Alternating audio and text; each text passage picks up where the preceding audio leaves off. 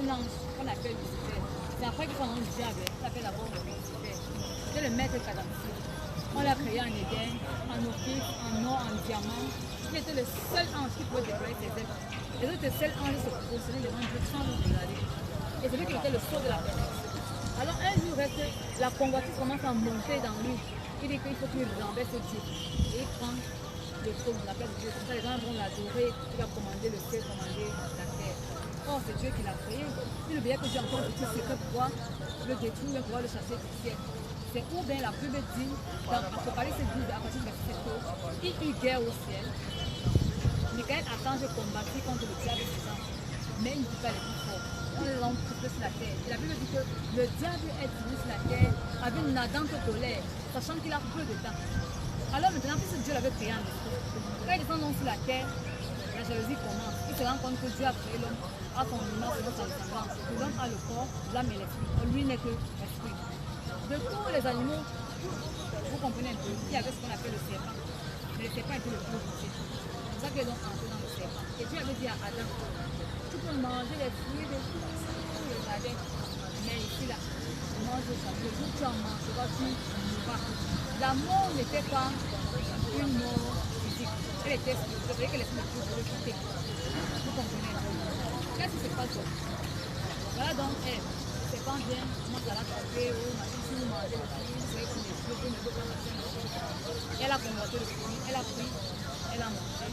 Son mari revient dans son mari. Quand ils ont mangé, les yeux se sont couverts. Ils ont constaté qu'ils étaient nus. Alors qu'ils marchaient nus sans savoir. Oui. Vous comprenez un peu. Et comme la Bible dit que, dans Genèse, que chaque 15 heures, Dieu descendait au jardin pour poser avec Adam et Ève. Ce jour-là, Dieu arrive. Adam, où es-tu? J'ai écouté ta voix, je me suis caché. As-tu mangé l'arbre dont j'étais interdit? C'est la femme que tu as créée qui m'a créé. Dieu attendait la repentance et que pardon, Seigneur, excuse-moi. Il a commencé à accuser la femme que Dieu a créée. Dieu s'est dit avec la femme. As-tu mangé? Elle a pris le serpent que tu as créé. Il a demandé pardon. Dieu attendait la repentance. Donc il demande que pardon. Ils n'ont pas fait. Dieu maintenant dans sa colère. Ah, maintenant dit que toi, c'est pas tout à fait ça. Je mettais une unité, c'est-à-dire une séparation entre toi et la femme et ses enfants, ta postérité. Après, il a dit au serpent, tu marcheras sur tes quatre. Vous savez qu'avant, le serpent avait les quatre pattes comme le varane. Vous comprenez un peu le caïman. Et il a perdu ses pattes, ça a commencé à ramper. Dieu t'a dit à l'homme, tu mangeras la sueur de ton front. Il a dit à la femme que tu enfanteras avec douleur. C'est des paroles de malédiction, ce n'est pas des bonnes paroles. Et alors maintenant, Satan se donc apparait derrière Satan dans le domaine dans le monde entier. Un jour donc Dieu reste au ciel et dit que mais qu'est-ce qui se passe? Voilà ma créature comme là. Qui est en train de descendre sur la terre dans la forme humaine. C'est pas que Marie c'est sa mère, c'est que Marie c'est la mère de Jésus, le Père dans ses vies.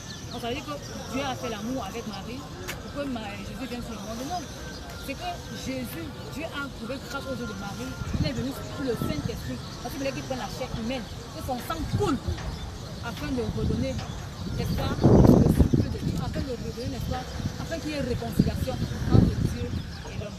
Quand il vient donc sur la terre, Satan l'a tenté au désert. Vous comprenez? Satan lui a dit que si tu es vraiment fils de l'homme, transforme tes pieds en pain. Jésus lui a dit que la parole est écrite, l'homme ne peut pas seulement du pain et de l'eau, mais de toute parole pour revenir. Regarde pourquoi choses sont passées. C'est après que le diable s'est occupé de Satan. Dieu pouvait détruire Satan à une façon de vivre. Mais s'il le détruisait, l'homme ne peut pas reconnaître la valeur de Dieu qui est l'être suprême, que Dieu l'élève. Parce que la Bible dit dans l'Apocalypse que quand Jésus reviendra, n'est-ce pas, il va enchaîner Satan pendant 1000 ans. La Bible dit qu'un jour devant Dieu c'est comme 1000 ans, 1000 ans c'est comme un jour. Vous comprenez? C'est la raison pour laquelle Jésus vient sur la terre. Et il a maintenant dit, si un homme naît de nouveau, à Nicodème, docteur de la loi, il ne peut voir le royaume de Dieu. Nicodème dit, mais comment un Dieu comme moi peut encore chercher à naître le ventre de sa mère? Jésus lui a dit, si un homme naît Dieu et d'esprit, il ne peut entrer dans le royaume de l'esprit. Le Seigneur nous parle à travers les songes, les visions et les rêves. Un homme qui dort sans rêver, chaque jour, vous savez que tu es en déconnexion avec Jésus, avec Jésus. C'est à travers les visions que tu as les rêves et les songes. Parce qu'il te parle en esprit. Et puis il te parle en esprit, car dans le Saint-Esprit, toi qui es son esprit. Vous comprenez? Il faudrait qu'il y ait une compatibilité entre vous. Parce que quand tu as son esprit, le Saint-Esprit, l'âme va et te parler. Donc il a dit que vous qui êtes fatigués et chargés, venez en moi et vous aurez du repos. Vous comprenez? Or, certaines personnes disent que non, Jésus c'est un prophète. Mais quand Jésus c'est un prophète, hein, de tous les prophètes qu'on dit là, qui est mort qui était le bon prophète? Et même, Jésus n'est pas là dans les trucs qu'on dit religion que pentecôtiste, catholique, musulman, chrétien, bouddhiste. La nature de l'homme, peu importe. Dieu veut d'abord que ton nom soit sauvé. Et il y a une mauvaise doctrine. Pour le diable, c'est que si les gens suivent la voie de Jésus, ils vont réussir, ils vont aller ils s'opposent. Il y a comme ça des fausses doctrines. Que non, on n'a pas besoin de Jésus. Oh, il y a ceci, il y a cela. Jésus, c'est le seul homme qui est mort, qui a été ressuscité. Nulle part, on a dit que tel est mort, il a été ressuscité. Vous comprenez? On sait quand même que Jésus est mort, il a été ressuscité après 3 jours. Si vous pouvez vraiment savoir, les 3 jours que Jésus est mort, il était enfermé dans le tombeau. Qu'est-ce qu'il faisait dans le tombeau? C'est quand vous me répondez, c'est que Jésus faisait dans le tombeau. On a les 3 jours. Là, parce que j'avais voulu que vous finissiez avant que je prenne la parole. Ah, on te voit. Oui, prenez ça. Valérie, tout ce que vous avez dit, c'est en partie vrai pour nous dans l'islam. J'ai dit bien, en partie vrai pour nous en islam et en partie fausse. Parce que nous disons que le problème des chrétiens, c'est quoi? Le problème de vous, les chrétiens, Valérie, c'est quoi? Vous vous attardez juste à un seul test. Alors qu'il y a plusieurs tests qui viennent de Dieu. Vous comprenez un peu? La Bible n'est pas seule la parole de Dieu. Il y a le Coran à côté. Il y a le livre des Juifs à côté. Rappelez-vous que Jésus n'était pas camerounais. Mais vous êtes camerounaise. Jésus était juif. Demandons-nous comment les Juifs ont n'est-ce pas, Jésus-Christ. Comment ils ont interprété la Genèse, puisque la Genèse les appartient. Et rappelez-vous que Jésus-Christ disait dans Matthieu 23, versets 2 à 3. Les scribes et les pharisiens sont assis dans la chair de Moïse. C'est eux qui représentent Moïse. Faites tout ce qu'ils vous disent, mais ne les ressemblez pas. Faites et observez tout ce qu'ils vous disent. Oh, c'est à eux que la Torah appartient. Ils n'ont jamais dit que quelqu'un devait venir mourir pour nos péchés. Les Juifs ne disent pas ça. S'ils ne disent pas ça, comment Jésus-Christ qui était juif, qui a observé le judaïsme, lui-même devait venir tisser? Ce n'est jamais sorti de la bouche de Jésus, Valérie. C'est une fausse doctrine. Valérie, je sais les réponses selon la Bible. Je n'ai même pas encore touché le Coran. Jésus-Christ n'a jamais dit ceci. Pour obtenir le salut, il faut croire ma mort sur la croix pour avoir la vie éternelle. Ou bien les 3 jours que j'ai fait au sang. Jésus n'a même pas fait 3 jours au sang. Jésus-Christ, parce que Jésus-Christ, selon la Bible chrétienne, il est mort vendredi soir comme maintenant. Vendredi soir comme maintenant. Joseph, l'époux de sa mère, sont allés quémander son corps pour aller enterrer. Marie de Magdalene, le matin arrivé au sépulcre, découvert que la tombe était vide. Dimanche matin. Ça, c'est, je donne le verset. Jean chapitre 20, verset 1. Marc chapitre 16, verset 1. Mais maintenant, ici, on dit Marie de Magdalene, Marie Magdalene, et n'est-ce pas, mère de Salomé. Dans Jean chapitre 20, verset 1, sont allés au sépulcre dimanche matin et ils ont trouvé que la tombe, la pierre était enroulée. Si la pierre était enroulée, que Jésus est mort vendredi soir, ça veut dire Jésus-Christ a fait la nuit de vendredi, comme aujourd'hui. La nuit de samedi, il n'a pas fait la nuit de dimanche. Parce que c'est dimanche matin. C'est bien précis dans la Bible, dimanche matin. Ça veut dire qu'il a fait 2 nuits et non 3 nuits. Bon, s'il n'y a pas dimanche matin, pourquoi je dis vendredi et dimanche? Parce qu'on dit Jésus est mort pendant la préparation du sabbat. Le sabbat maintenant c'est vendredi, ma soeur. Chez les Juifs, suivez. C'est samedi, j'allais dire plutôt. Jésus est mort plutôt à la préparation du sabbat, c'est-à-dire vendredi. Le sabbat devait être le lendemain, c'est-à-dire samedi. Chez les Juifs, le sabbat est samedi. Dimanche matin, on dit le lendemain matin, c'est-à-dire le lendemain du sabbat matin, c'est quand? C'est dimanche matin. Les catholiques ne sont pas fous de dire que c'est dimanche matin que Jésus-Christ n'est-ce pas, il a quitté la tombe. À moins que vous parlez de que les catholiques sont égarés, les protestants, qui disent que c'est dimanche matin. Vous pouvez retirer notre style de christianisme. Oui, donc ça c'est un, ma soeur Valérie. De 2 maintenant, Jésus-Christ n'a jamais donné dans ses enseignements qu'il faut croire sa mort pour avoir la vie éternelle. Un docteur de la loi se leva dans. Je donne 2 versets, s'il vous plaît, frère. Un peu de respect. Oui. Jésus-Christ, dans Luc chapitre 10, verset 25 à 28, la Bible dit un docteur de la loi demanda à Jésus-Christ, Maître, que dois-je faire pour hériter la vie éternelle? Ce n'est pas ce qu'on cherche. Tout était traité par Jésus dans la Bible. Il suffit seulement de lire la Bible, mais pas en pratique. Et non en fait, chercher, ne pouvez pas faire la philosophie. C'est que pour Paul, Bon, je me dois de lire dans la Bible. Non, non, non. Non, c'est bien de parler pour lire, en lisant. J'ai dit l'interprétation, mais pas de l'interprétation. Oui, non, ici, je n'ai rien interprété. Tu as interprété? Non, j'ai juste lu je lis juste le texte. Oui. Mais les monopolistes pas seulement ça. Non, mais quand tu es venu ici, je ne sais pas comment ça passe. Voilà. On ne veut pas les... S'il vous plaît. S'il vous plaît, donc, s'il vous plaît. On n'est pas, oui. C'est ça. Depuis.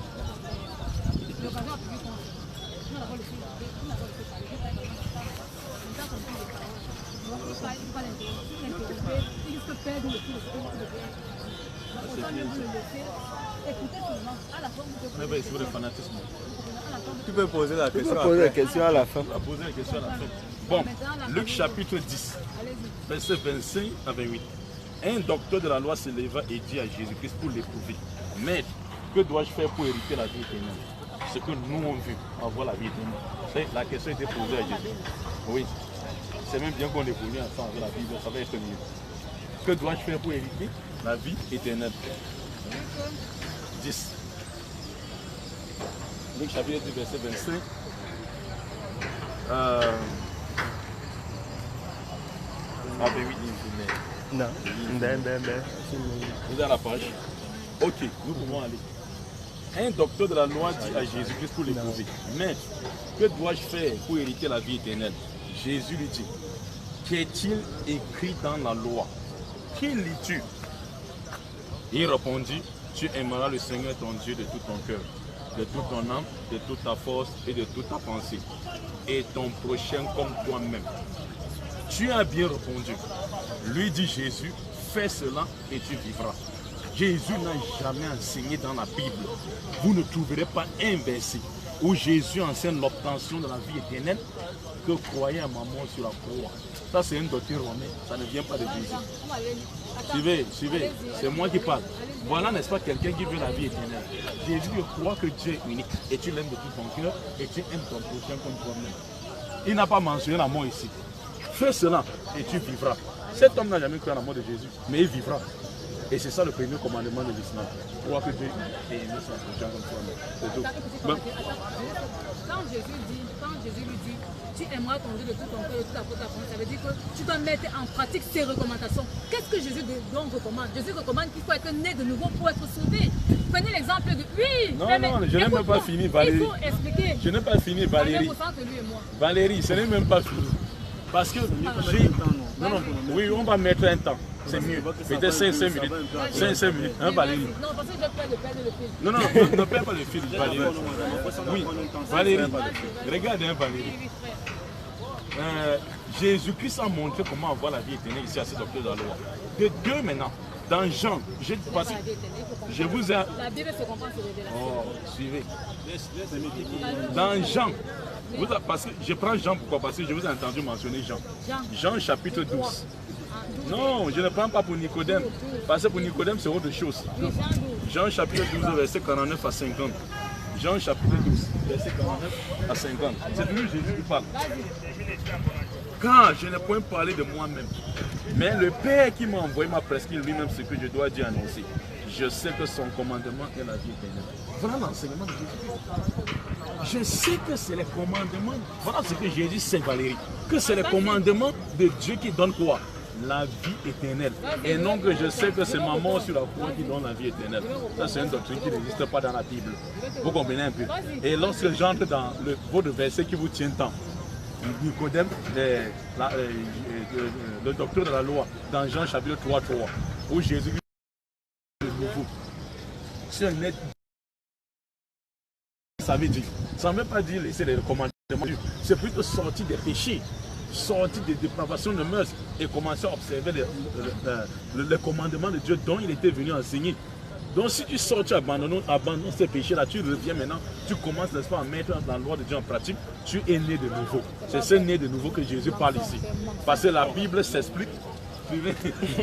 Valérie, la Bible s'explique dans la Bible. C'est vérité, je vous le dis. Celui qui écoute ma parole, croit à celui qui m'a envoyé à la vie éternelle. Il ne vient pas au jugement, mais il est passé de la mort à la vie. Jésus n'a jamais dit, Valérie, en vérité, je vous le dis, celui qui croira en ma mort sur la croix comme ta foi, aura la vie éternelle. Ça, c'est une doctrine qui a été inventée au 4e siècle après Jésus-Christ. Il n'a jamais fondé, n'est-ce pas, la vie éternelle sur la croyance à sa mort sur la croix. Non. D'ailleurs, même, ceux qui ont voulu amener Jésus sur la croix, Jésus les a maudits. Il dit, Père, pardonne-leur, ils ne savent pas ce qu'ils font. S'ils le savaient, ils devaient le crucifier. Alors vous ne devez pas être sauvés. Non.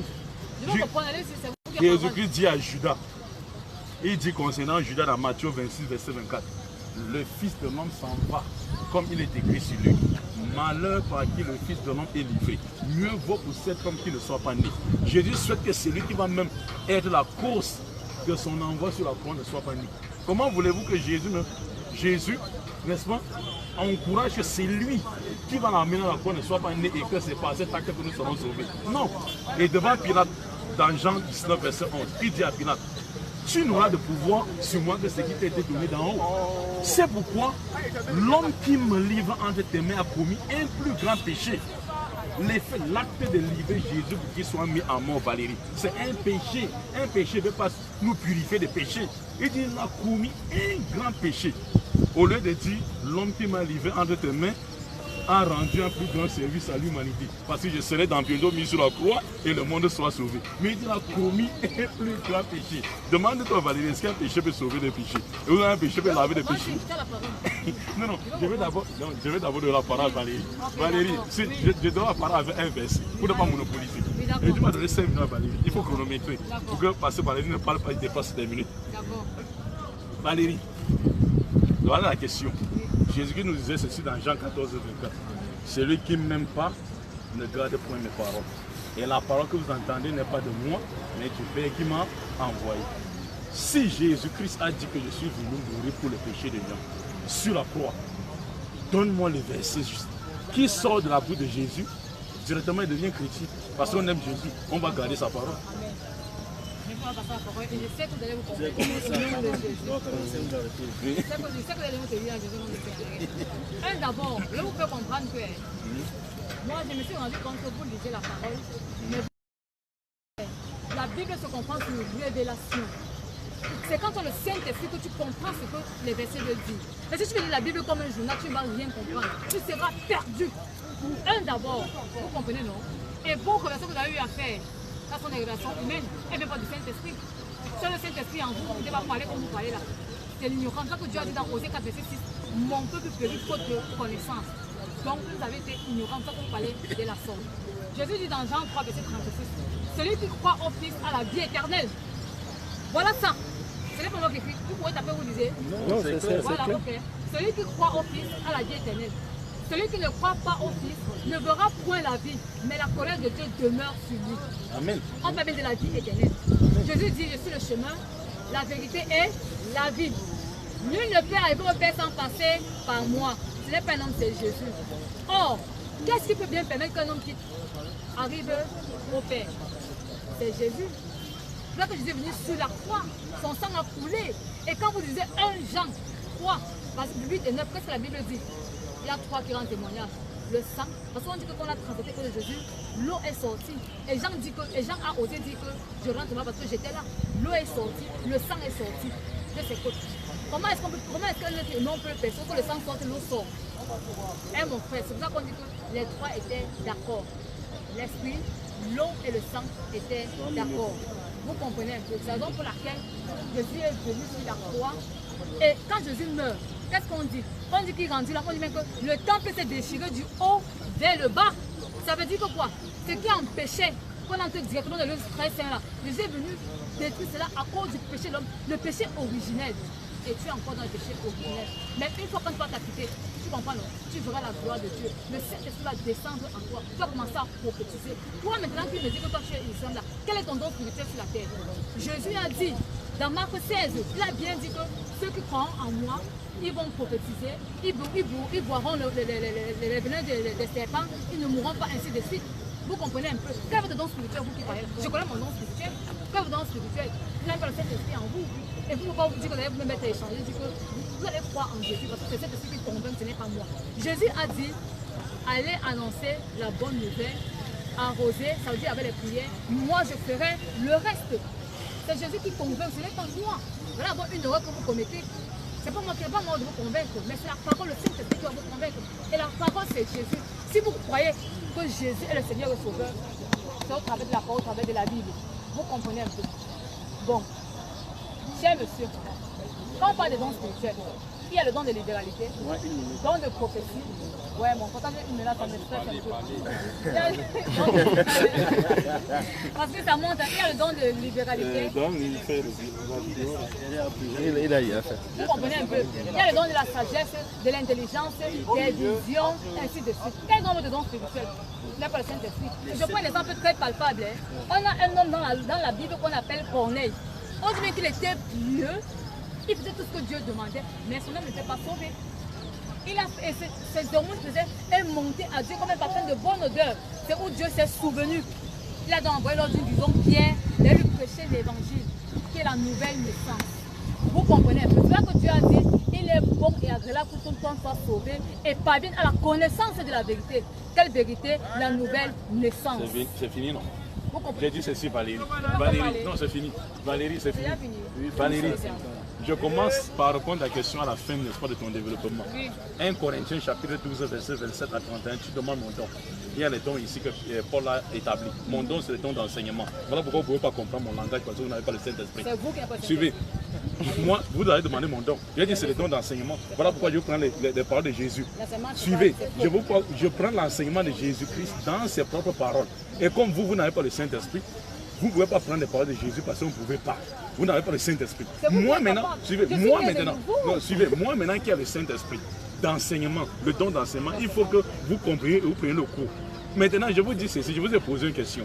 Où Jésus-Christ a-t-il dit croyez à ma mort pour avoir la vie éternelle? Jean 14, 24, celui qui n'aime pas ne garde pas mes paroles. Vous avez fini? Non, non, Valérie, tu calmes. Après. Du calme. Le roi Salomon dit dans Proverbe 18, 13. L'homme qui répond avant d'écouter fait acte de folie, ça tire la confusion. Soyez calme, vous allez comprendre beaucoup de choses. J'ai dit ceci à Valérie. J'ai dit ceci à Valérie. Quand Jésus dans Jean 14, verset 6, à Thomas, je suis le chemin, la vérité et la vie. Quand il dit je suis le chemin, suivez, ce sont des métaphores. Si vous n'avez pas le don d'enseignement, vous ne pouvez pas comprendre. Quand je dis je suis le chemin, ça ne veut pas dire qu'on va jeter Jésus pour passer sur lui comme le chemin. C'est une métaphore en français qui veut dire comparaison sans outil de comparaison. Ça veut dire que c'est la parole qui est en lui, qui vient de Dieu qui est chemin. Tu écoutes, tu seras sauvé. Quand il dit je suis la vie, ça ne veut pas dire qu'on va le manger comme le pain. Quand il dit je suis le pain de vie, c'est parce que ce qui sort de sa bouche, c'est la vérité qui va te conduire au paradis. Comme tu n'as pas le Saint-Esprit, tu ne peux pas comprendre. Moi qui ai le Saint-Esprit, le don d'enseignement, il t'enseigne maintenant, tu comprends. Tu comprends un peu. Et maintenant, ça c'est un verset qui prouve même qu'il n'est pas Dieu. Par rapport à ce que tu l'appelles Dieu. Puisque le verset lui dit qu'il n'est pas. Regarde. Suivez Valérie. Valérie, Valérie. Celui qui croit au Fils en la vie quoi? Éternel. On croit au Fils comme on veut. Suivez, je sais l'expliquer. Ou bien on croit au Fils comme le Fils veut. C'est comme le Fils veut. Maintenant, on croit en lui comment? Jean, la Bible s'explique par la Bible. Jean 5, verset 24. En vérité, je vous le dis. C'est lui qui écoute ma parole. Voilà maintenant comment on croit au Fils. Pas comme tu crois. C'est lui qui écoute ma parole. Crois à celui qui m'a envoyé à la vie éternelle. Il ne vient pas au jugement, mais il est passé de la mort à la vie. On ne croit pas au Fils comme on veut. On croit au Fils comme le Fils veut. Il dit maintenant, pour croire en moi maintenant, pour avoir cette vie éternelle, il faut mettre en pratique les commandements que j'ai reçus de Dieu. Mais tu ne veux pas mettre en pratique les commandements de Dieu. Lesquels commandements demandent à la femme de se voiler? Lesquels commandements demandent à la femme, n'est-ce pas, de ne pas approcher la Bible, ni toucher la Bible, ni entrer dans l'église? Lorsqu'on avait les menstrues, c'est là-bas. Ça, c'est Lévitique 12. Je vais arriver. Je dis que j'ai le don d'enseignement. Non, c'est faux. Écoute, non. C'est le mensonge. Non, c'est faux, c'est le mensonge. Tu te glorifies pour rien. Valérie, je peux finir? Non, je ne me glorifie pas. Non, alors tu ne peux pas dire ça, c'est le mensonge. Avec l'esprit. Permettez qu'il parle. Attends, Valérie. Valérie, quand vous m'interrompez, tout à l'heure vous allez dire qu'il va vous apporter le stress. Mais vous allez m'apporter plutôt la constipation psychique. Bon, j'ai dit ceci à Valérie. Hein? Dans Jésus-Christ dit ceci. Il a maudit tout celui qui a voulu l'amener à la croix. Maintenant, pour savoir maintenant, c'est lui qui cherche que Jésus meure. Je dis maintenant l'intention des chrétiens qui sont ici avec toi et qui croient à la mort de Jésus. Sache qu'il est ennemi du Christ. Je prends un verset, je me limite. Il saura dans ce verset qu'il est ennemi du Christ. Je n'explique rien. Le verset va parler de lui-même. Jean chapitre 8, verset 35, 37 à 40. Comprenez ce que Jésus-Christ dit par rapport aux gens qui veulent le tuer et les gens qui croient sa mort. Jean chapitre 8, verset 37. Jésus dit aux Juifs, je sais que vous êtes de la postérité d'Abraham, mais vous cherchez à me faire mourir parce que ma parole ne vous pénètre pas. C'est ça. Tout celui qui veut qu'il meure, la parole de Jésus ne lui pénètre pas. Vous cherchez à me faire mourir parce que ma parole ne vous pénètre pas. Et nous, on est là pour retirer cette idée de vous. Jésus continue. Il lui répondit, notre père c'est Abraham. Jésus leur dit, si vous étiez Abraham, les enfants d'Abraham, vous feriez les œuvres d'Abraham. Mais maintenant, vous cherchez à me faire mourir. Moi qui vous ai dit la vérité que j'ai entendu de Dieu, cela Abraham ne l'a pas fait. Jésus accuse les Juifs qui voulaient le tuer. Et ceux qui croient à sa mort d'accomplir l'œuvre qu'Abraham n'a jamais accomplie. Mais ils disent qu'ils sont les enfants d'Abraham. Pourtant, Abraham n'a jamais tué quelqu'un, ni croit à la mort de quiconque. Jésus dit ceci pour finir. Vous ne voulez qu'accomplir l'œuvre de votre père, le diable qui était meurtrier dès le commencement. L'œuvre là que tu crois, Valérie, c'est l'œuvre de qui? Je te laisse la parole. Diable. Tu veux suivre le diable? Non, pardon. Pardon, on ne peut pas finir aujourd'hui. Parce qu'on parle de Dieu et Dieu c'est tout le monde. On ne parle pas de deux personnes. C'est une belle question très pertinente. On ne croit pas à la mort. Donnez-moi la parole. Il y a un interlocuteur, non? Oui. Donnez-moi la parole. Parce que moi, il m'intéresse. Ça va nous prendre du temps. Ouais, on peut Comment il y a des gens qui sont Mais ça va nous prendre du temps. on ne croit pas à la mort. Non, le père. On termine un peu. C'est comment? Quand les gars sont C'est comment? Il est déjà sorti pour ça, comme il dit. Pour ça. Tu peux te dégoûter ou attends, va plutôt. on n'a pas on n'aura peut-être l'occasion de nous voir. Je vous laisse alors. Vous avez autour 15 minutes. Ok, on vous retrouve. Prends le téléphone. Bon, maintenant, je suis avec qui maintenant? Donnez-moi une personne. Je suis avec qui? Avec lui ou bien? Je suis avec Valérie. Ils ont pris rendez-vous d'ailleurs. Oui. Si tu veux. Valérie, je vais te poser une question. Vous ne voulez qu'accomplir l'œuvre de votre père? Non. Non, Inch'Allah. Jésus a accusé ceux Ne qui dis veulent pas le ici, tuer hein. d'accomplir l'œuvre Ne du dis pas diable. avec eux là. Ne dis pas là. Après, C'est pour sa sécurité. Tu comprends? Il a fini de travailler. Non, ne dis pas ici là. Pas à la maison quoi. Je vous ai dit, ne dis pas là. Papa, 15 minutes. non, ça va, non. Papa, viens. Papa, il faut. Bon, toi tu voulais le débat, viens te placer. Vas-y, non. On va te donner la Bible maintenant. Non, on ne cafouille pas. On n'est pas. Est-ce que je suis plus à l'aise? Ok, vas-y. Jésus a fait le débat. Jésus a fait le débat avec les pharisiens. Comme vous dites que c'est pas essayer de faire le débat avec quelqu'un pour partager. Mais dans le départ, d'abord, vous êtes dans les champs, ce n'est pas comme ça. Quand on parle. Non, attends d'abord, c'est quoi? Je suis en train de parler, non. Vous m'avez dit, nous ne croyons pas à la mort de Jésus. Nous croyons à son sacrifice. Il s'est sacrifié pour nous. Il est mort, c'est sacrifié, c'est quoi? C'est pas la mort. C'est pas la mort. On l'a crucifié, non? Il est mort sur la croix, non? Non, il est mort sous la C'est toi qui parles mal. Laisse un peu le faire. Tu peux souffler de moi. Tu peux souffler de moi. Il fallait ce prix. Pour que moi, il doit être sauvé. Il fallait ça. Il fallait donc ce sacrifice.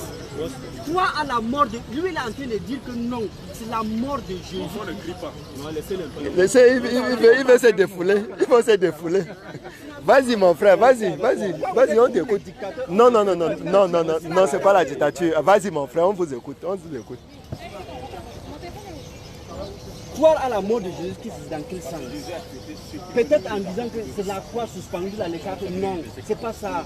Nous croyons à ce sacrifice. C'est ce prix-là, c'est ce sang qu'il a versé. Même tous ceux qui l'ont crucifié. Comment on appelle le monsieur qui a trahi Judas. Judas, il est allé où? Il est allé se prendre. Pierre, qui a rayé Jésus-Christ, il est allé où? S'est recueilli au pied de sa mère. Mais Jésus-Christ veut la conversion du péché, mais pas le péché. Un verset que Jésus Il n'y nous a a pas de dit. souci. Hébreux 5, verset 18. C'est pourquoi Christ en entrant au monde a dit, tu n'as voulu ni sacrifice, mais tu n'es pas de sacrifice. Ni sacrifice, ni offrande, ni holocauste, mais tu m'as fait. Un corps. Le sacrifice qui plaît à Dieu, c'est quoi? Non, c'est tout ça. Je dis que Le sacrifice qui plaît à Dieu, c'est un cœur brisé. C'est écrit. C'est biblique, hein. Dans quel verset? C'est écrit. Pourquoi Dieu parle de sacrifice? Il n'a pas voulu le sacrifice, mais il a voulu sacrifier son fils. Abraham voulait sacrifier son fils. C'est écrit. Est-ce qu'il a voulu sacrifier? Il a sacrifié. Il n'a pas sacrifié. Voilà, ça veut dire que Dieu Très bien. Dieu a prévu. Jésus qui s'est mort éternel, c'est ça demeurer dans le péché. D'un être humain, d'un animal encore, il a tous les animaux dit que c'était ça que se faisait. Mais on a testé avec Abraham pour voir jusqu'où va sa foi, à donner son enfant. Il a voulu le faire, Dieu a dit que non, je ne veux pas de sacrifice d'un être humain. Il va plutôt prendre la sacrifice. Donc Dieu ne peut pas prendre le sacrifice d'un être humain. Zéro. Parce que même les bonnes divinités n'acceptent pas le sacrifice d'être humain. Même pas le sang. Oui. Une divinité bonne même le sang. c'est ça le véritable souci. Tradition, même dans le village, c'est plutôt le lait qu'on donne. Coco, les trucs comme ça, le sucre, le whisky, il n'y a pas du sang humain. Ou même l'huile rouge. Voilà. Tu sais pourquoi donc, tu sais ce qui m'intéresse, c'est parce que moi, je suis d'obédience chrétienne. Mais quand je me rencontre avec eux, j'ai toujours vers moi, ils se confisquent un Jésus. Je leur ai dit que vous ne connaissez même pas la vie de Jésus plus qu'un musulman. Parfois, il y a eu un chef musulman qui nous parlait un peu de la vie de Jésus, que nous, on ne connaît pas. Parce que dans la Bible, on parle de Jésus quand il naît. On parle de lui. Ensuite, quand il est parti, si c'est 12 ans après, à chaque fois, il est à 33 ans. Oui, il disparaît sous fin. Oui, qu'est-ce qu'il a fait? Les musulmans connaissent dans le Coran. Vie que vous ne connaissez pas. Exactement. Et Jésus s'appelle, à Dieu musulman, Issa. Et Jésus, Mariam, c'est Marie chez les musulmans. Mariam. Ne parle pas. Non, tu sais, moi je vois peut-être un musulman parler de ces gens-là. Moi je ne récite pas la Bible. Je ne récite pas la Bible. Ça c'est manque de mettre en pratique ce que Dieu demande. Aime ton prochain. C'est tout. Quand tu aimes ton prochain, tout le reste, là, moi je fais un Corinthiens chapitre, je ne connais pas ça. Je ne connais pas ça. Mais moi je dis que quelqu'un mourir pour sauver les autres, ça c'est même inacceptable. C'est inaccessible. C'est inacceptable. Quand je parle peut-être de notre problème physique, on dit que non, ça c'est spirituel. Qui vient se sacrifier pour les autres? Tu te sacrifies pour. Ça fait pas même là où il est né en Israël. Les gens n'ont pas cru en lui. Non, oui, même jusqu'à maintenant en Israël. C'est pour ça que les Israéliens ont ce qu'on appelle la Torah. La Torah. Et la Torah, ils attendent toujours la venue du Messie. Ils attendent toujours le Messie. C'est son village, c'est là-bas qu'il est né. Mais vous qui êtes de loin, vous ne l'avez même pas connu. Vous venez. Mon frère. Voici un frère qui est très intéressant. Oui, mon frère. Ici, là, il faut la maman. Je voulais qu'on essaie un peu de s'éloigner de la maman aussi, parce qu'elle fait mal à l'oreille. Elle va venir nous troubler. Marchons un peu, marchons. Je ne suis pas en train de mettre en vous bien comme jamais fait la fois. Moi, je ne discute pas des trucs que j'ai vécu ou pas vécu. Moi, mon problème, c'est mettre en pratique les enseignements de Dieu et aimer son prochain. Parce que moi,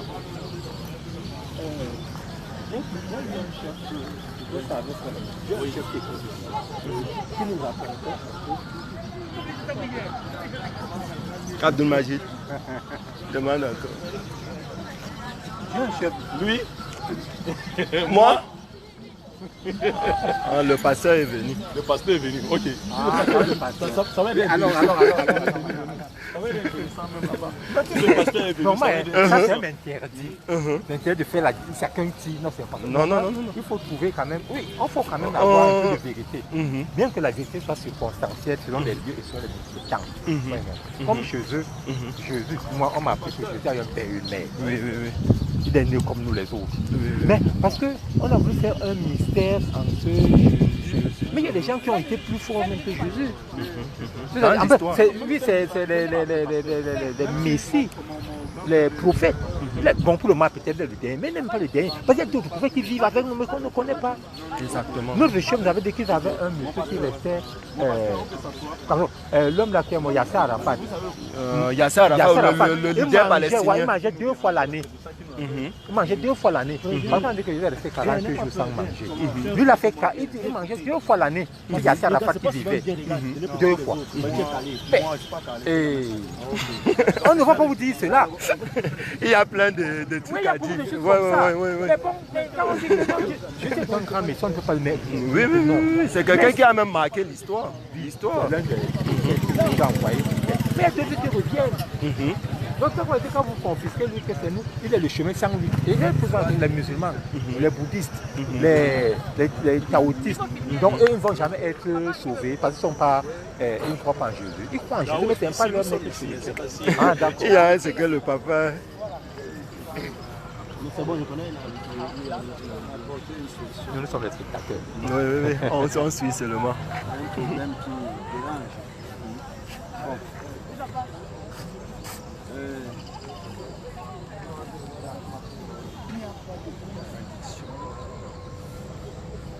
Dans la foi unanime, parce que c'est la même foi avec Dieu. Il n'y a pas de divinité. Il y a un seul Dieu. Il n'y a pas de divinité. Il y a une même foi. Il y a une même espérance. Et nous espérons entrer un jour dans la vie. C'est ce que Dieu nous dit. Il faut faire attention. Et moi, généralement, je n'entre pas dans le jeu de mots des chrétiens et des adeptes. Il faut voir ce qui nous réunit dans l'ensemble. Ce qui nous réunit dans l'ensemble, c'est ça qui est la chose. Oui, pasteur, je peux Donc, dire un mot. oui, c'est-à-dire. Oui, je peux dire un mot rapidement. Avant que vous ne veniez, pasteur, et votre fille a le souci qu'on croit à Jésus-Christ. Mais malheureusement, elle n'a pas les armes spirituelles pour pouvoir amener vers, n'est-ce pas, la parole dit de Dieu. Parce que nous disons ici que Jésus-Christ, c'est ce que je disais à la sœur, que Jésus-Christ, qu'on entend que les chrétiens disent Jésus, Jésus, nous ne sommes pas une marque déposée des chrétiens. Jésus-Christ est un musulman, c'est-à-dire quelqu'un qui se soumet. Musulman veut dire celui qui est soumis à la volonté de Dieu. Jésus-Christ était prophète de Dieu, il était Messie de Dieu. Nous les musulmans, nous croyons. Il y a plus de 79 fois Dieu parle de lui dans le Coran. Tout un chapitre dans le Coran, Marie, à sa mère Marie. Pourtant, il n'y a même pas l'évangile de Marie dans la Bible. Mais il y a tout un chapitre dans le Coran intitulé chapitre Mariam. Marie, la mère du Christ, qui a porté le Messie de Dieu. Nous croyons qu'il est notre Messie, il n'est pas le Messie des chrétiens seulement. Mais nous croyons qu'il a fait les miracles, mais il ne faisait pas par la volonté, sa propre volonté, parce que Jésus n'avait aucune force. Il dit tout pouvoir était donné au ciel. Ce qu'il faisait, c'était le pouvoir de Père. Par rapport à la volonté de Dieu. La volonté de Dieu. Lui-même a dit, je ne fais rien de moi-même. Amen. Je ne fais rien de moi-même. Mais selon ce que j'entends, je juge. Et mon jugement est juste parce que je ne cherche pas ma volonté, mais la volonté de celui qui m'a envoyé. Donc Jésus-Christ était un envoyé de Dieu, il ne dépasse pas ça.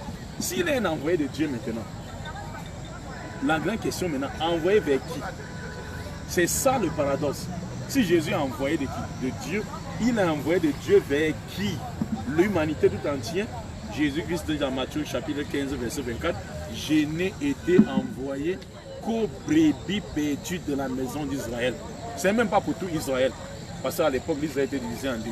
D'autres étaient tombés dans l'idolâtrie au nord et l'autre au sud maintenant, à Jérusalem. Ceux qui étaient du nord étaient devenus des païens. Voilà pourquoi les apôtres réunis chez lui dans Actes des apôtres 1, verset 6 à 8. On dit, la Bible dit, les apôtres se réunissent chez Jésus-Christ et lui dit, c'est à ce moment-ci que tu rétabliras le royaume d'Israël. Jésus-Christ dit, ce n'est pas à vous de savoir quand est-ce que le Père a prévu de sa propre autorité, n'est-ce pas, pour réunir, n'est-ce pas, la maison d'Israël. Mais une puissance surviendra sur vous. C'est-à-dire le Saint-Esprit viendra sur vous. Et vous serez maintenant mes témoins où? À Jérusalem. Vous comprenez un peu? Dans, n'est-ce pas, en Judée, au sud, en Samarie, au nord et aux extrémités de la terre. Les extrémités de la terre ici, les gens ont compris, ils ont compris par humanité. Ah, pourtant, ce n'est pas l'humanité. Rappelez-vous, parce que la Bible s'explique par la Bible. Rappelez-vous qu'après qu'on a torturé Étienne, dans Actes des Apôtres 11, verset 19. Acte 11, verset 19, je sais de quoi je parle. Vous pouvez vérifier dans la Bible. Donnez-moi la Bible. Allez-y, Acte, non, je vais lire dans votre Bible. allez-y, continuez. Oui, dans Actes des Apôtres, chapitre 11, verset 19. La Bible dit, les disciples qui étaient éparpillés suite à la persécution survenue à Étienne, d'autres se retrouvaient en Phénicie, d'autres à l'île de Patmos, d'autres en Chypre, d'autres en Antioche, ne prêchant l'évangile qu'aux Juifs. Les disciples étaient partout. Paul, même dans ses parcours missionnaires, a rencontré les Juifs en Égypte, Apollos. Il a retrouvé Apollos qui était un Juif qui vivait, n'est-ce pas, ou en Alexandrie. Il a retrouvé, n'est-ce pas, l'unique Éthiopien qui est venu le jour de la Pentecôte retrouver Philippe. Les gens pensent que l'unique Éthiopien était un païen. C'est un Juif qui vivait en Éthiopie. Les Juifs qui sont dans la diaspora. Jacques 1, verset 1. Lettre de Jacques, de la part de Dieu et du Père Jésus-Christ, du Père et du Seigneur Jésus-Christ, aux 12 qui sont dans la diaspora. Demandez-vous maintenant qui étaient les 12 maisons perdues dans la diaspora. 1 Pierre chapitre 1, l'apôtre Pierre, le chef des disciples. Lettre aux 12 qui sont dans la dispersion, en Chypre, en Antioche, dans l'île de Patmos, où Jean fut, n'est-ce pas, emprisonné. Donc c'est à eux maintenant que Jésus dit, allez dans toutes les nations là et faites de mes disciples. Le jour de la Pentecôte, dans la chambre haute, dans Actes des Apôtres 2, quand l'Esprit s'est descendu sur les disciples, tous étaient venus à Jérusalem. On dit qu'il y avait les Juifs, tous les Juifs qui sont sous ce ciel étaient à Jérusalem. C'est-à-dire qu'il y avait les Juifs partout qui étaient éparpillés à cause de la dispersion. Ils ne parlaient plus l'hébreu, mais ils concernaient ancienne langue qui comprenaient. Chacun comprenait sa langue maternelle, mais étant juif d'origine. C'est ce que les frères chrétiens ici, jusqu'ici, ne comprennent pas. Demandez-vous pourquoi aller adorer à Jérusalem. Chez les enfants d'Israël, les païens ne partaient adorer le Dieu des enfants d'Israël à Jérusalem. Pour faire quoi? Si on connaît l'histoire de la Bible, pour faire quoi? Même construire les temples, ils ont refusé que les païens même les assistent dans la construction du temple. Dans Luc chapitre 7, lorsqu'on a dit à Jésus-Christ qu'il y a, n'est-ce pas, comment il s'appelait, un centenier romain qui était malade et qui demandait l'aide de Jésus-Christ. Jésus-Christ ne voulait même pas, parce qu'il n'était pas venu pour les païens. On l'a supplié pour dire non. Il nous a aidés. Il est allé voir les chefs de synagogue qui sont venus voir Jésus pour dire non. Il nous a aidés dans la construction du temple. C'est pour ça qu'on supplie que tu vas les guérir. Parce que Jésus-Christ ne voulait même pas. Il n'est pas bien de prendre le pain des enfants et de jeter au petit chien. Je vais chuter, pasteur. Je vais chuter, s'il vous plaît. Donc ici qu'elle est arrivée maintenant, trouver le centenier romain couché. Le centenier romain dit, mon serviteur qui est couché là, quand il dit va, il part. Reviens, il revient. Jésus dit, même en Israël, il n'a pas trouvé de si grande foi. Parce que lui il était venu, n'est-ce pas, pour Israël et non pour les païens. Jamais de la vie. Il n'y a pas un verset où vous ne trouverez pas dans la Bible, là où je vais chuter au pasteur. Si vous pouvez trouver les malades parmi les enfants d'Israël tombés dans l'idolâtrie, on dit la même chose. J'ai dit au pasteur, c'est pour chuter. Si le pasteur peut nous montrer une personne, pas deux, un seul païen, non juif, parce que même les juifs étaient appelés des païens, ceux qui étaient tombés dans l'idolâtrie. Un non-juif, je précise. Si vous retrouvez un non-juif que Jésus a prêché, ou un disciple Jésus a prêché, je vous jure, le pasteur va vous baptiser. Ça dit, c'est pas dans la Bible. Pasteur, vous avez la parole. La Bible se comprend sur révélation. Je vais vous dire quelque chose. Je comprends en quelque sorte la aussi. C'est-à-dire que la foi est commune. Ceux qui croient en Dieu dans le monde entier. C'est vrai aussi. Non, ça c'est. La foi n'est pas connue. Non, c'est faux, pasteur. Nous, on ne croit pas à ça. La foi est connue. Non, c'est pas connu. Pour tous les chrétiens du monde entier. Ah oui, plutôt les chrétiens, oui. Maintenant, vous avez bien parlé maintenant, pasteur. Maintenant, nous espérons. Et cette espérance est également commune. Parce que je n'espère pas en moi-même. Je n'espère pas en un individu. J'espère en Dieu qui vit et qui a la capacité de donner la vie. Bon, maintenant, nous avons une même espérance, nous avons une même foi, nous avons un même amour, c'est-à-dire qui nous rassemble, qui nous unit. Cet amour qui est une grande dimension à laquelle Dieu a tellement voulu que les hommes puissent observer. Qui ne parviennent pas à observer ce jour. Parce qu'en fait, quand tu regardes d'une région à une autre, tu vas voir cette défaillance-là. Toujours. Les gens ne s'aiment pas. C'est ça, c'est vrai. Hein? Bon, il y a donc une différence qui s'établit entre la loi et la grâce. Suivez-moi très bien. Une différence établie entre la loi et la grâce. Il y a eu la loi au temps de Moïse. Hein? Œil pour œil, dent pour dent. Hein? C'est ça qu'on appelait la loi du talion. Bon, maintenant, quand Jésus arrive, lui dit, si quelqu'un te gifle, tu lui tends aussi l'autre joue. Si quelqu'un te donne le truc, les gens n'ont pas compris, il y avait une très grande incompréhension. Et c'est pour ça qu'on dit, mais toi tu es venu nous troubler, hein? Mais ce n'était pas comme ça. Bon, alors, or, il ne troublait personne, mais il fallait avoir ce qu'on appelle la compréhension, hein, réelle et effective de la profondeur de la parole. Parce que c'est de ça qu'il s'agit. Si les hommes aujourd'hui ne se comprennent pas, c'est à cause de ça. Parce qu'il faut démystifier. Hein? Il faut démystifier la parole afin qu'elle soit accessible maintenant et compréhensible pour tout le monde.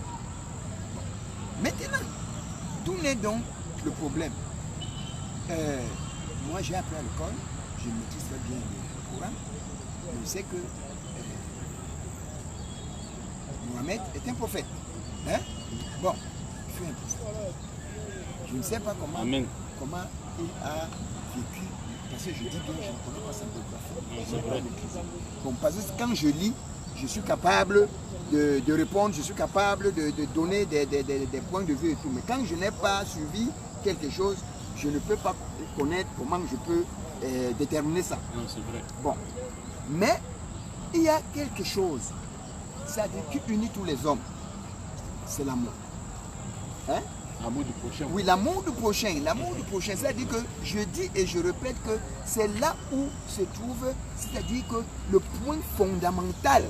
Mais il y a déjà l'amour du prochain, parce que c'est que moi, il m'a mené pour m'asseoir avec vous. Oui, il y a l'amour du prochain, mais le problème est que, non, attends, mais le problème est qu'il faut qu'on puisse, oui, parce qu'il faut qu'on puisse matérialiser ça.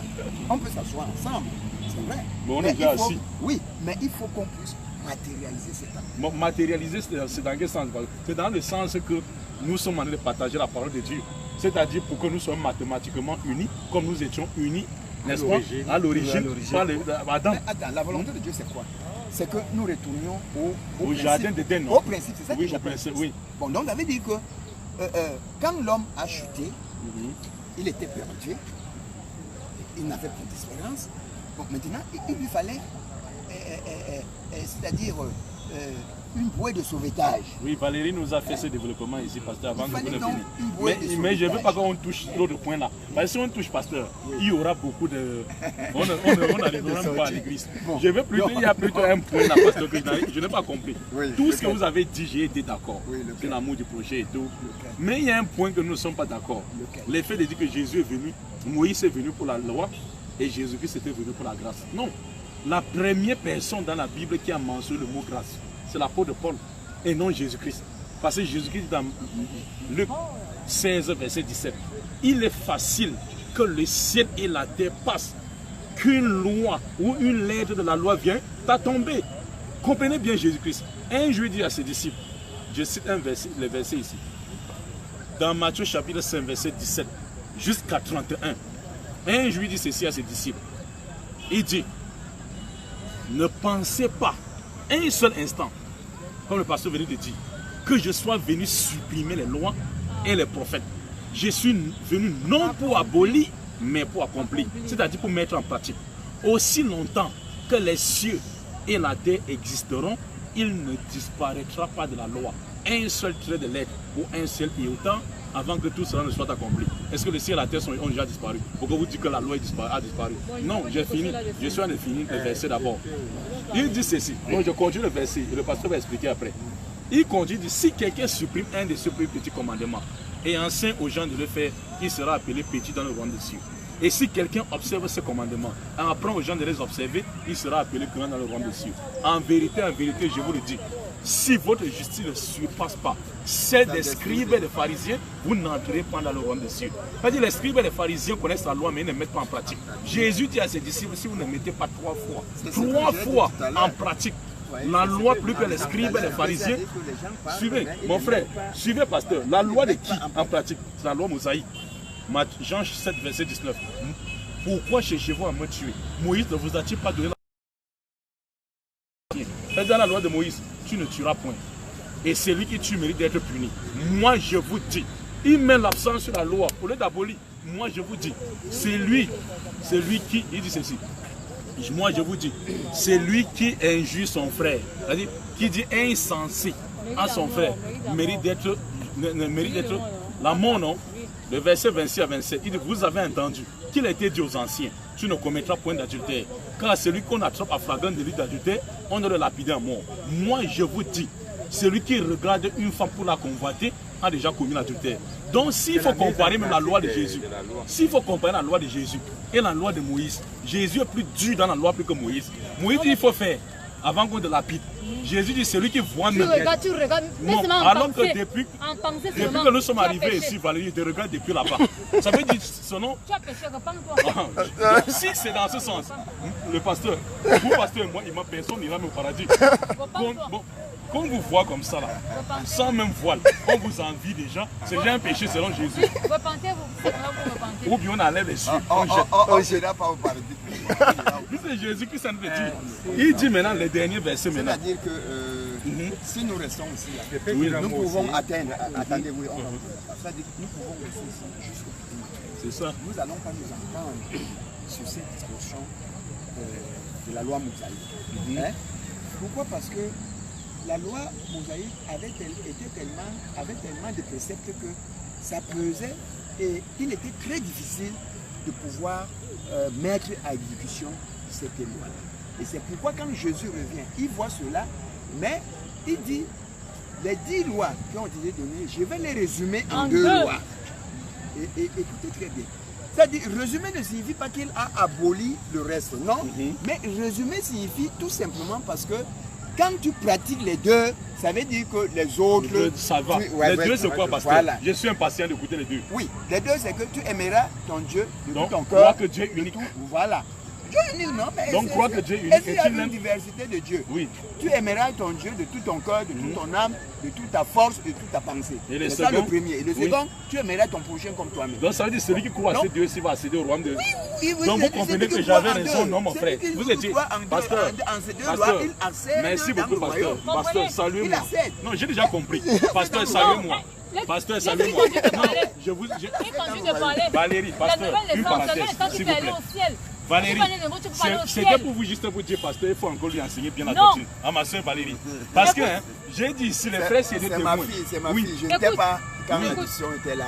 Mais je sais que je suis avec elle et elle est en train de grandir. Homme de Dieu, il faut lui faire comprendre que si un homme est né de nouveau, il peut occuper le royaume des cieux. Non, on est arrivé sur le... Non, on a... Non, Valérie, tu as le destin. On fait pas. On fait pas. Tu n'as pas confisqué. Moi, je suis ni pasteur, ni imam. Je suis un homme observateur. Et j'essaie de mettre... On ne monopolise pas. Écoutons les frères. Oui. Si tu n'es pas né de nouveau, tu meurs, tu pars en enfer. Si tu ne mets pas un commandement, reconnais que Dieu est unique. Et mets les commandements qui est le vol dedans. Connais mettant en pratique les 10 commandements. Connais. Il mettant en pratique les 10 commandements de Dieu. Connais. Vous comprenez un peu? Mais Dieu a dit que tu n'es pas sauvé. Non, Dieu n'a pas dit ça. Oh, il faut lire la parole. Je lis. Acte des apôtres 11. Il n'y a pas un modérateur. Il n'y a pas de modérateur. Je vais dire à Valérie ceci. Non, c'est acte 11. Acte 10, 11. Non, je dis ceci. Quand les anges sont arrivés chez Pierre, qu'est-ce qu'ils ont dit? Qu'est-ce que l'ange qui est allé chez Pierre? Suivez, non, Valérie. L'ange de... Non, je dis c'est non. C'était le pasteur, c'était le pasteur. Je vais balayer. C'était lui qui avait la parole. L'ange, avant que l'ange n'aille chez Pierre. Je vous l'ai déjà écouté beaucoup. Non, non, je vais chuter. Avant que l'ange... Non, suivez. Je suis allé montrer le contraire, Valérie. Valérie, quand l'ange a apparu à Corneille, qu'est-ce que l'ange a dit? Quand l'ange a apparu à Corneille, suivez, quand l'ange...